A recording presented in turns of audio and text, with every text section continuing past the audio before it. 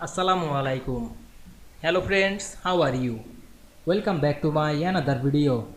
In this video, I am going to show you how to add letterhead only from the third page in Microsoft Publisher. Let's get started. Firstly, we have to open a Publisher document. Now we want to insert letterhead only from the third page. Go to the third page, then click right button on our mouse and select insert section. Then go to the next page and apply the same process. Then go to the first and second page and press shift on our keyboard to select this multiple page. Click right button on our mouse. Go to the master pages section, select none. Then go to the last page and apply this same process. Now we can see we add letterhead only from the third page very easily.